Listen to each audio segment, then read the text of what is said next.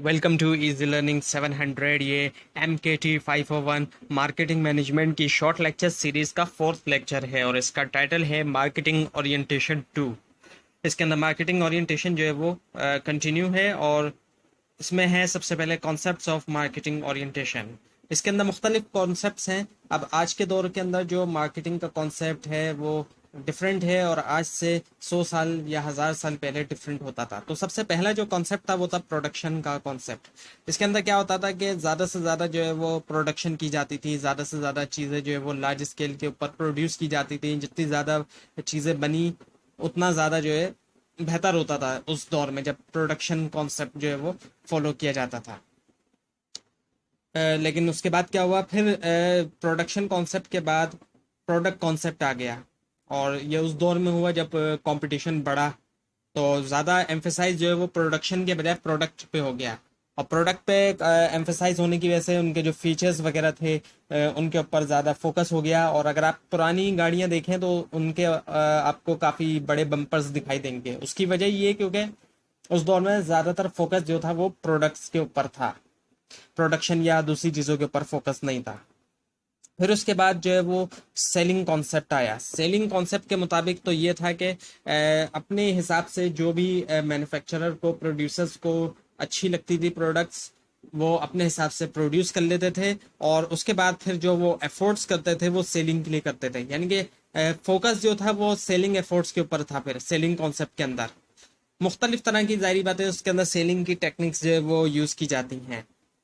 उसके बाद फिर मार्केटिंग कॉन्सेप्ट आया। अब जब मार्केटिंग कॉन्सेप्ट आया तो उसके मुताबिक जो है वो कस्टमर वैल्यू जो है उसको कम्युनिकेट भी किया जाएगा और डिलीवर्ड भी किया जाएगा। यानी कि कस्टमर की जो डिमांड है उसको जाना जाएगा कि कस्टमर की डिमांड क्या है और उसकी डिमांड को जो है वो फुलफिल किया जाएगा, उसकी डिमांड को पूरा किया जाएगा।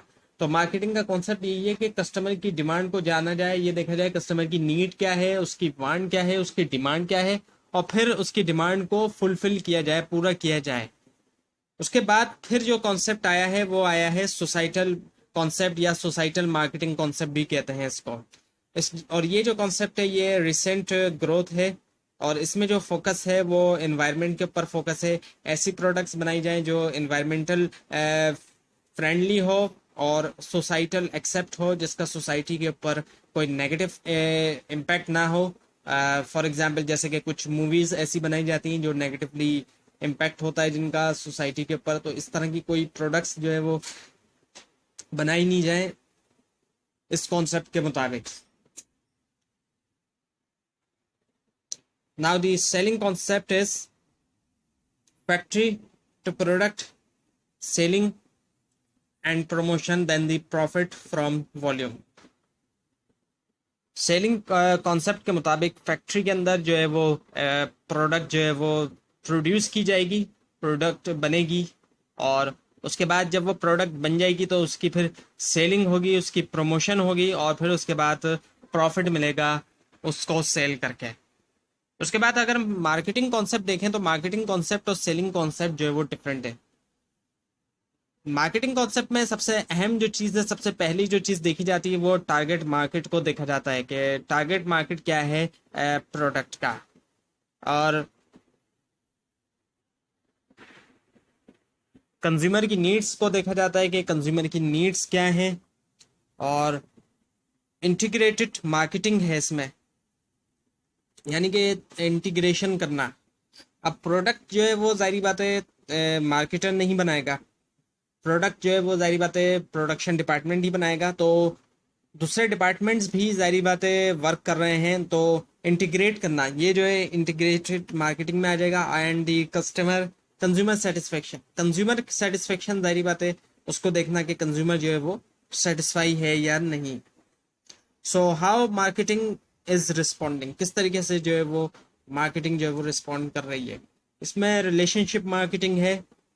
रिलेशनशिप मार्केटिंग जो है वो फोकस करती है बिल्ड करने के ऊपर कस्टमर लॉयल्टी। कस्टमर लॉयल्टी होगी तो क्या होगा कि कस्टमर जो है वो लॉयल हो जाएगा और जो है वो कस्टमर जो है वो उस ही प्रोडक्ट को खरीदना चाहेगा जिसका वो लॉयल है, या फिर जिस कंपनी का वो लॉयल है तो वो उसी कंपनी की प्रोडक्ट खरीदना चाहेगा। अक्सर आपने ऐसे कस्टमर्स देखे होंगे जो बोलते होंगे कि हम इसी शॉप से खरीदते हैं या इसी कंपनी के हम प्रोडक्ट खरीदते हैं, क्योंकि वो लॉयल कस्टमर होते हैं। कस्टमर लॉयल्टी बिल्ड हो चुकी होती है उनके अंदर। तो यही होता है रिलेशनशिप मार्केटिंग में। उसके बाद है फिर कस्टमर लाइफ टाइम वैल्यू। हर कस्टमर की लाइफ टाइम वैल्यू होती है।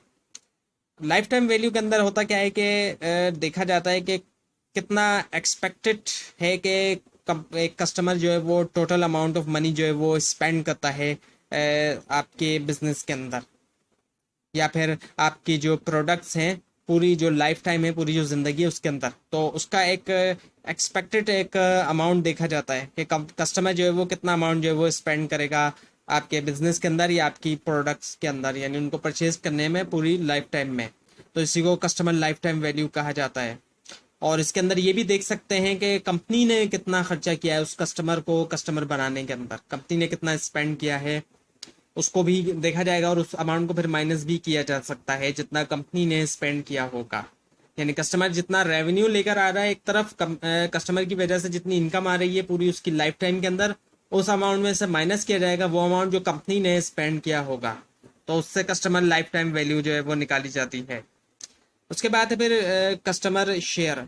कस्टमर शेयर से मुराद ये कि ऑफर करना products and service to existing customer, जो एग्जिस्ट कस्टमर्स हैं, मौजूदा कस्टमर्स हैं, उनको रेगुलर बेसिस के ऊपर।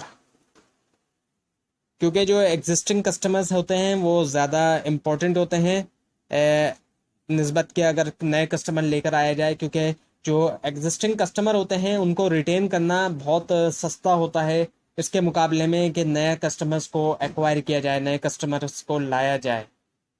उसके बाद फिर इंडिविजुअलाइजिंग का मतलब ये कि ट्रीट करना कस्टमर को इंडिविजुअली, इंडिविजुअली ट्रीट करना ऑन देयर मेरिट, उनकी मेरिट की बुनियाद पे।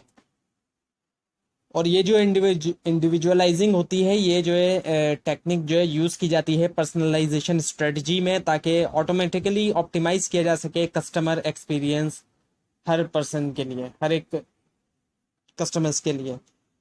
उसके बाद है फिर चैनल एज पार्टनर। इसका मतलब ये कि अलायंस बना लेना डीलर्स के साथ एज अ पार्टनर, पार्टनर के तौर पे जो है वो अलायंस बना लिया जाए, ना कि ये कि ट्रेडिशनल किस्म की जो हॉस्टिलिटी होती है, ट्रेडिशनली तो मुखालफत होती है, उसको छोड़ के अलायंस बना ली जाए डीलर्स के साथ एज अ पार्टनर। अब है crux of the modern marketing. अब जो मॉडर्न मार्केटिंग का क्रक्स है वो ये है कि डेवलप करना right product for the right people at the right price, at the right place and at the right time and with the right services। यानी कि सही प्रोडक्ट बनाना सही लोगों के लिए, उन लोगों के लिए बनाना जिनको उस प्रोडक्ट की ज़रूरत है, एट द राइट प्राइस, और उसकी जो प्राइस हो वो बिल्कुल सही प्राइस हो, यानी वो प्राइस हो जो कस्टमर पे कर सके और जितनी उसकी कॉस्ट आई है, और साथ में कंपटीशन को भी देखा जाए, एट द राइट प्लेस, और उस जगह पे अवेलेबल हो जहाँ पे उस प्रोडक्ट की ज़रूरत हो, और उसके अलावा and at the right time, और बिल्कुल सही वक्त पे अवेलेबल हो। जैसे गर्मी के अंदर ठंडी प्रोडक्ट्स बनाना, ठंडे मशरूबात और बर्फ़ वगैरह, ये प्रोडक्ट जो है वो अवेलेबल हो, and with the right services, और जो भी सर्विसेज रिक्वायर्ड हैं उस प्रोडक्ट के साथ वो भी अवेलेबल हो। तो ये था लेसन नंबर 4। आपको अगर कोई कन्फ्यूजन है तो आप नीचे कमेंट कीजिए, और इस पूरी सीरीज़ को देखने के लिए इस चैनल को सब्सक्राइब कीजिए। और अगर आप ये स्लाइड हासिल करना चाहते हैं तो नीचे डिस्क्रिप्शन बॉक्स से दिए गए लिंक से हासिल कर सकते हैं, लेकिन अगर आपको लिंक ना मिले उसके लिए आप नीचे कमेंट कीजिए। Thanks for watching this video.